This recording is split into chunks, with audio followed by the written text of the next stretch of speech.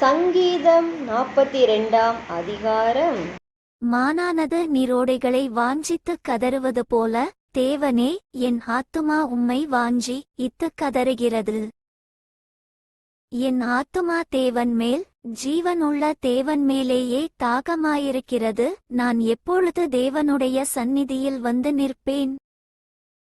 உன் தேவன் எங்கே என்று அவர்கள் நாள்தோறும் என்னிடத்தில் சொல்லுகிறபடியால், இரவும் பகலும் என் கண்ணீரே எனக்கு உணவாயிற்று.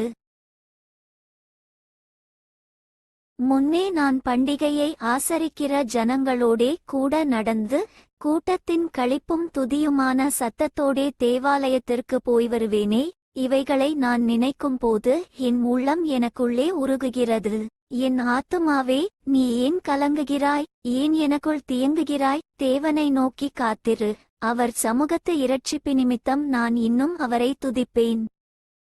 என் தேவனே, என் ஆத்துமா எனக்குள் கலங்குகிறது. ஆகையால் யோர்தான் தேசத்திலும் எர்மோன் மலைகளிலும் சிறுமலையிலுமிருந்து உம்மை நினைக்கிறேன். உமது மதகுகளின் இரைச்சலால் ஆழத்தை ஆழம் கூப்பிடுகிறது. உமது அலைகளும் திரைகளும் எல்லாம் என்மேல் புரண்டு போகிறது. ஆகிலும் கர்த்தர் பகற்காலத்திலே தமது கிருபையை கட்டளையிடுகிறார். இராக்காலத்திலே அவரை பாடும் பாட்டு என் வாயிலிருக்கிறது. என் ஜீவனுடைய தேவனை நோக்கி விண்ணப்பஞ்செய்கிறேன். நான் என் கன்மலையாகிய தேவனை நோக்கி, ஏன் என்னை மறந்தீர்? சத்துருவினால் ஒடுக்கப்பட்டு நான் ஏன் துக்கத்துடனே திரிய வேண்டும் என்று சொல்லுகிறேன். உன் தேவன் எங்கே என்று என் சத்துருக்கள் நாள்தோறும் என்னோடே சொல்லி, என்னை நிந்திப்பது என் எலும்புகளை உருவக்குத்துகிறது போல் இருக்கிறது.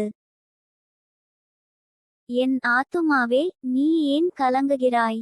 ஏன் எனக்குள் தியங்குகிறாய்? தேவனை நோக்கி காத்திரு. என் முகத்திற்கு இரட்சிப்பும் என் தேவனுமாயிருக்கிறவரை நான் இன்னும் துதிப்பேன்.